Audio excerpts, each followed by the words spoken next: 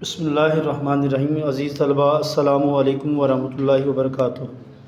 عزیز طلبہ، سبق کفارہ ہمارا چل رہا ہے، اس کی اگلے صفحات کی ریڈنگ کریں گے۔ آج ہم لوگ مشکل تراکیب کے معنی آپ لوگ یاد کیجئے گا، نوٹ کیجئے گا۔ ریڈنگ شروع کرتے ہیں۔ دوسرے دن صبح سویرے چپڑاسی نے مداری لال کے گھر پہنچ کر آواز دی۔ مداری لال کو رات بھر نیند نہ آئی تھی، گھبرا کر باہر آئے۔ چپڑاسی: حضور، بڑا گجب ہو گیا۔ بیٹا، حضور لفظ ہے، اصل میں اب ہندوستان میں ایک ان پڑھ لوگوں کا جو لہجہ ہے ان میں الفاظ کافی بدل جاتے ہیں، جس لحاظ سے بہت سے الفاظ ایسے آئیں گے جن کو آپ نوٹ کیجئے گا اور درست لفظ کرنے کی کوشش کیجئے گا۔ گجب درست لفظ ہے گزب۔ آفت گجب ہو گیا۔ سیکرٹری صاحب نے رات کو اپنی گردن پر چھری پھیر لی۔ مداری کو ایسا معلوم ہوا گویا ان کے سر پر کوئی بڑا سا پتھر ٹوٹ پڑا ہو۔ چھری پھیر لی؟ جی ہاں، آج سویرے معلوم ہوا۔ پولیس کے آدمی جمع ہے، آپ کو بلایا ہے۔ لاش ابھی پڑی ہوئی ہے؟ جی ہاں، ابھی ڈاکٹری معائنہ ہونے والا ہے۔ بہت لوگ جمع ہیں، سب بڑے بڑے افسر جمع ہیں۔ افسر حکام لاش کی طرف دیکھے نہیں بنتا۔ بابو جی کیسا بلامانس شریف آدمی، ہیرا آدمی تھا۔ سب لوگ رو رہے ہیں۔ چھوٹے چھوٹے دو بچے ہیں، ایک بڑی لڑکی ہے۔ بیاہنے لائق بہو جی کو لوگ کتنا روک رہے ہیں، پر بار بار دوڑ کر لاش کے پاس آ جاتی ہیں۔ لاش کوئی ایسا نہیں ہے جو آنکھیں رومال سے نہ پوچھ رہا ہو۔ ابھی کتنے ہی دن آئے ہوئے، پر سب سے کیسا میل جول ہو گیا تھا۔ روپے کی تو انہیں محبت ہی نہیں تھی، دریا دل تھا۔ مداری لال کے سر میں چکر آنے لگا۔ دریا دل، بہت سخی۔ دروازے کی چوکھٹ پکڑ کر اپنے کو سنبھال نہ لیتے تو شاید گر پڑتے۔ بہو جی بہت رو رہی تھی۔ کتنے لڑکے بتائے تم نے؟ حضور 2 لڑکے ہیں، ایک لڑکی۔ لڑکی سیانی ہوگی؟ سیانی، بڑی عمر کی، بالغ، سمجھدار؟ جی ہاں، بیاہنے لائق ہے۔ روتے روتے بیچاری کی آنکھ سوج اٹھی ہے۔ نوٹوں کے بارے میں بھی بات چیت ہو رہی ہوگی؟ جی ہاں، سب لوگ یہی کہتے ہیں کہ 2 پتھر کے کسی آدمی کا کام ہے، دفتر کے کسی آدمی کا۔ یہ وہی تلفظ ہے یہاں پر جو ہے وہ املا کے لحاظ سے جو تلفظ کیا گیا اسی کو لکھا گیا۔ آپ نے اس کا درست لفظ کرنا ہے۔ دفتر لفظ ہے درست۔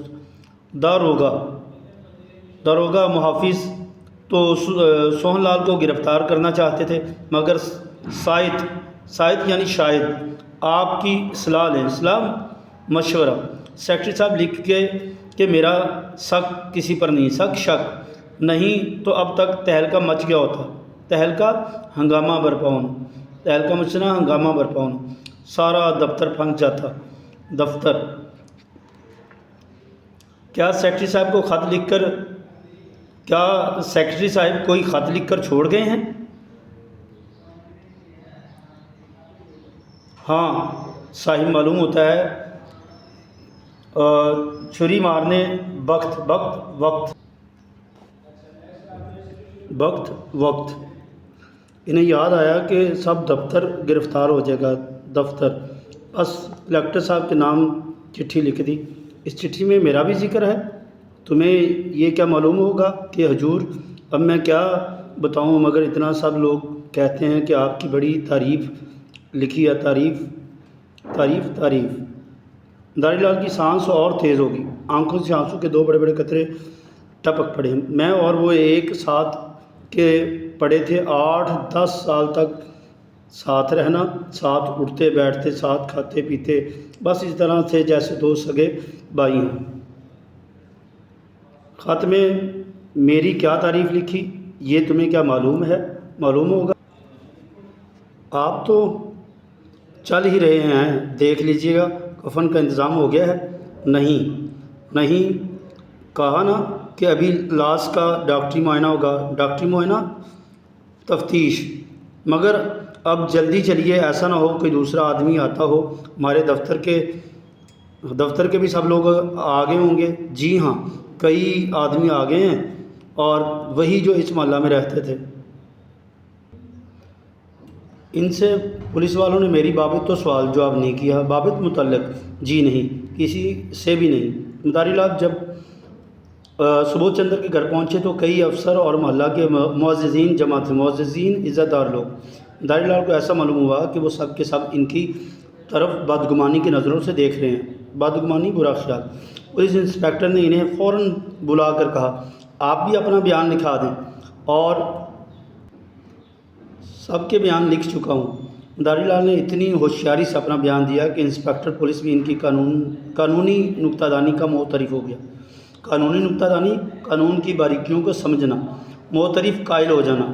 سارے بیان میں ایک لفظ بھی ایسا نہ تھا جو ان کے خلاف پڑھ سکے۔ یکا یک اچانک مرحوم، دنیا سے چلے جانے والے کے لیے یہ لفظ بولا جاتا ہے، مرحوم کے دونوں بچے روتے ہوئے مداری لال کے پاس آئے اور بولے چلیے آپ کو اماں جی بلا رہی ہیں۔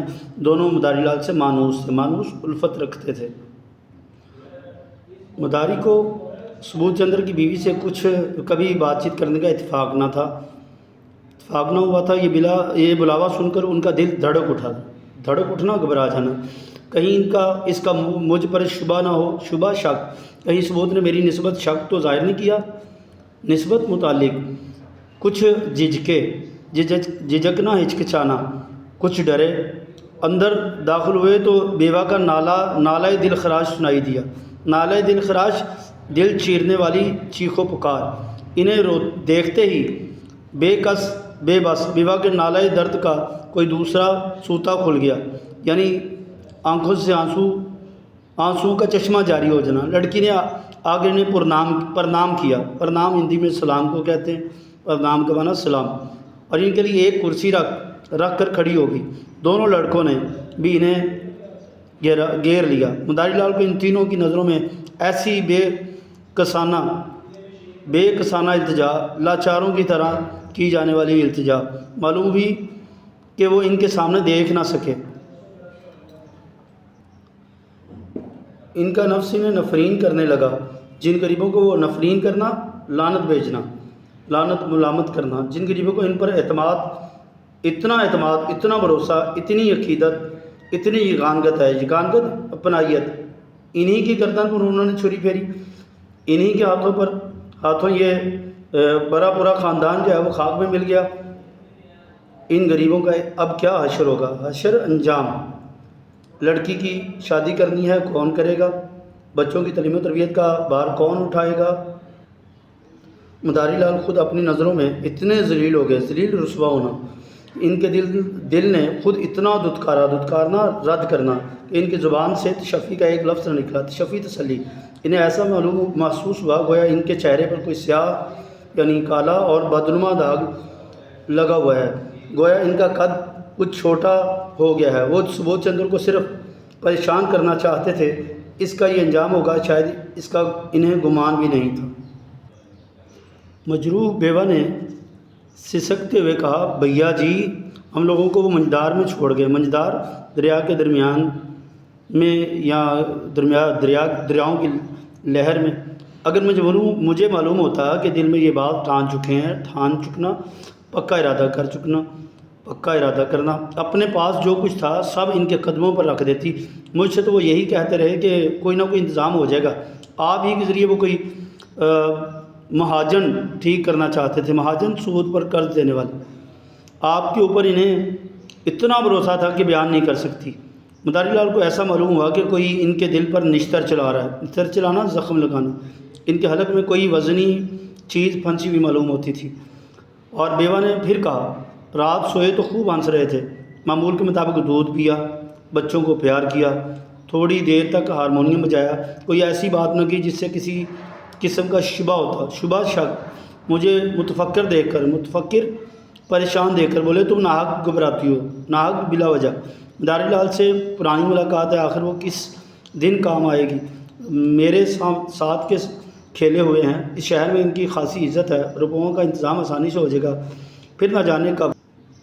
ان کا ارادہ پلٹا، میں نصیب و جلی ایسی سوئی، نصیب و جلی بد نصیب کہ رات کو سینکی تک نہیں، سینکی ہلکی سی آواز نکالنا، کیا جانتی تھی کہ وہ اپنی جان پر کھیل جائیں گے۔ مداری لال کو سارا مکان تیرتا ہوا معلوم ہوا۔ انہوں نے بہت ضبط کیا، ضبط برداشت کرنا، پر جوش اشک نہ روک سکے، آنسو نہ روک سکے۔ بیوہ نے آنکھیں پونچھ کر پھر کہا، بابو جی جو کچھ ہونا تھا وہ تو ہو چکا، لیکن آپ اس جو ہے وہ بدمعاش کا پتہ ضرور لگائیے جس نے ہمارا ستیہ ناش کیا۔ دفتر ہی کے کسی آدمی کی حرکت ہے، وہ بہت سیدھے سادے آدمی تھے، مجھ سے یہی کہتے رہے کہ میرا کسی پر شبہ نہیں ہے، شک نہیں ہے، آپ سے صرف یہی التجا کرتی ہوں کہ اس بدمعاش کو بچ کر نہ جانے دیجیے گا، پولیس والے شاید رشوت لے کر اسے چھوڑ دیں، آپ کو دیکھ کر ان کا حوصلہ نہ ہوگا، اب ہمارے سر پر آپ کے سوا اور کون ہے، کس سے اپنا دکھ کہیں، لاش کی یہ درگت ہونی ہی لکھی تھی، درگت بے حرمتی۔ مداری لال کے سر میں ایسا چکر آیا کہ وہ زمین پر گر پڑے۔ تو عزیز طلبہ، یہاں تک آج کی ہماری ریڈنگ تھی۔ مشکل تراکیب کے معنی اچھے طریقے سے یاد کیجیے گا۔ اللہ تعالیٰ آپ کا حامی و ناصر ہو۔